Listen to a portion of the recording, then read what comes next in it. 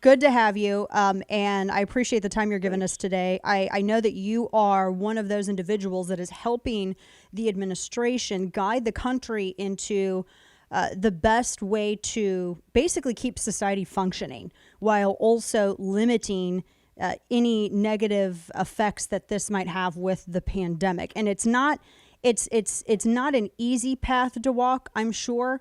But I wanted to get your opinion on. I don't really want to say it's a controversy because it seems to be only a controversy with legacy media. How Mitch McConnell was discussing bankruptcy for certain states as opposed to including a bailout for these states in pandemic stimulus. And as we were discussing, with Illinois, which I grew up next to in Missouri, Illinois has had problems for generations, for decades. And the idea that this pandemic created this financial insolvency in the state and they need a bailout, well, that's not accurate. And I don't think that's a good way to steward taxpayer dollars. How do you feel about this? And was Mitch McConnell correct? Well, Dana, first of all, you're right. A lot of these states are looking at this as kind of a way to get out of a hole that they dug themselves in, both long-term and short-term. I mean, some of the lockdown policies that they put in place have caused incredible amounts of economic and societal damage. We have to get society back open. And Mitch McConnell, I don't know if he was throwing that out as kind of a marker, or kind of something that people could say, well, look, if we don't come together here, we might be stuck in that bankruptcy type of situation. But the reality is, states like Illinois that have a multiple of like $4 or $5 billion at least in pension liabilities. New York State had $6 billion in deficit before the coronavirus was ever even heard of. You start looking and you say, what is the best practice here? And the best practice is states that have issued edicts that have actually taken businesses and properties, they should probably be on the hook for the damage that they've caused to those individual businesses. And the federal government, on the other hand, should be looking to provide resolution for businesses where possible, and that's that were negatively impacted. I think that's the approach. And right now, I think the sentiment is no state bailouts. Doggone it.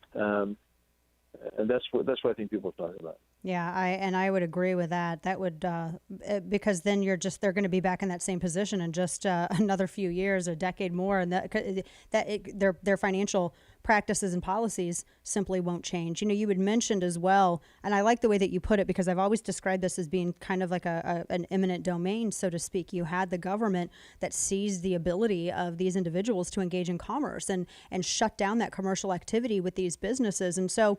It's where this is completely uncharted ground for everyone.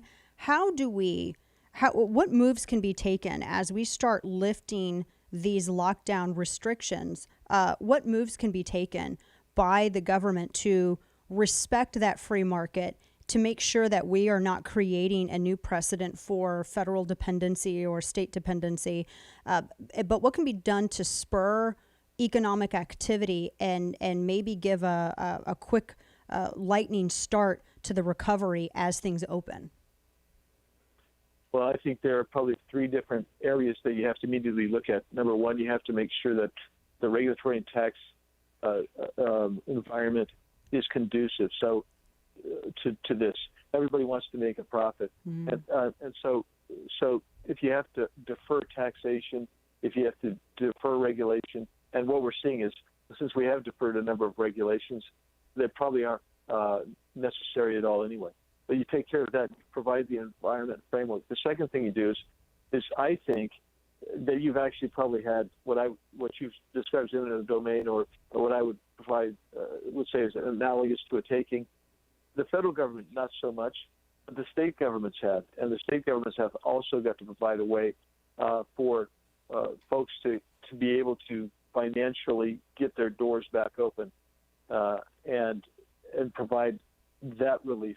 And then the third one, which is these are two points tied together. You got to let them open up. Businesses have to be able to open up, and you have to provide some kind of liability protection for them opening up. So that, I mean, already we've had in Arizona trial lawyers coming in here trying to sniff around to see if there's a way to sue somebody for for passing on coronavirus for simply having their business open, whether it's a big box store, grocery store, or whatever. Wow. So you've got to provide some kind of liability protection for these businesses who are a little bit nervous to open up and come back because they know that this is the next shoe to drop. So those are three quick things I think we should be focusing on right now. Yeah, and you make a great point with the liability protections. We've been talking about that here and there on the program because that is, it just makes me mad. You have trial lawyers still that are going out there seeing if they can find any kind of weakness to exploit. But how does workers' comp come into that? Because wouldn't businesses be protected through workers' compensation from something like that? Or is that rule book kind of out of the window because it's a pandemic and you have state orders and executive orders involved? Well, workers' comp becomes a little bit harder because workers' comp is typically going to be definitely work-related, and I'm not sure that passing an infection around has been ruled to be within that little shoebox, and so that may be a little bit harder. And that's why. So I've introduced legislation in Congress actually dealing with liability issues, trying to be more clear on the reasonable person standard. And simply opening your business does not make you negligent, et cetera, and trying to set the framework there.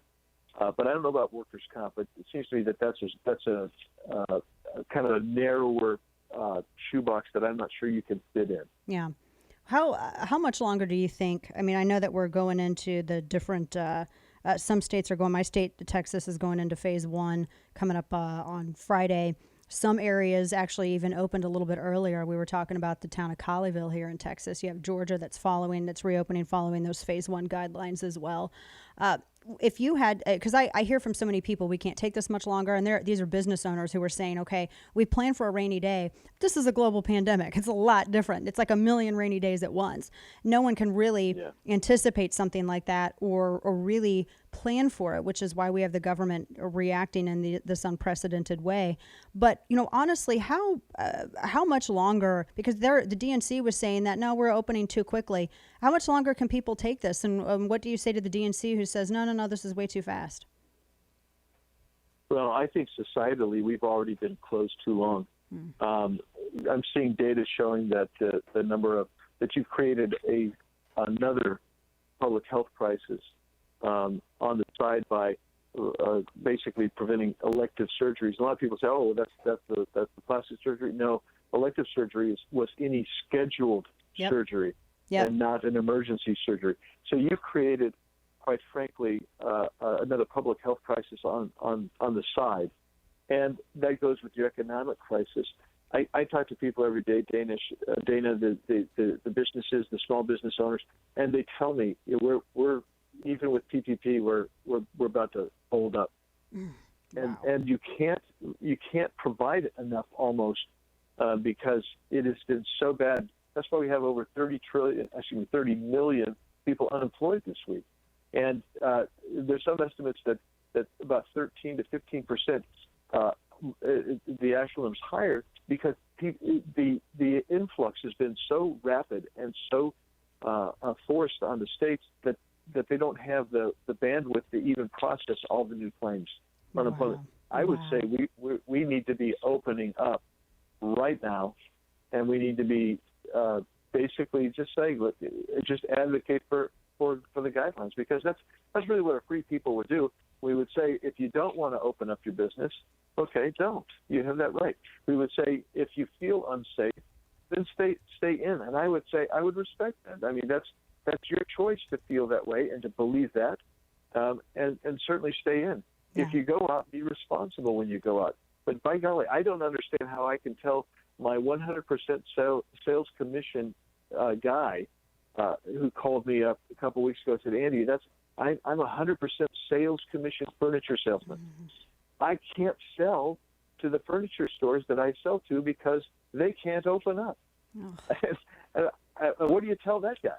He's got no income for, in Arizona, already 30 days. The governor just extended 15 days and then has said, and also, we're going to come after you for criminal sanctions if you violate this.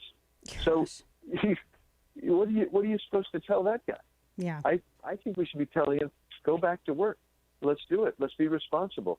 How can you say it's you can go into Walmart where they have they're doing a great job and they're keeping social distancing and enforcing all that, but you can't go into an individual retail shop who would also want to social distance and follow the guidelines.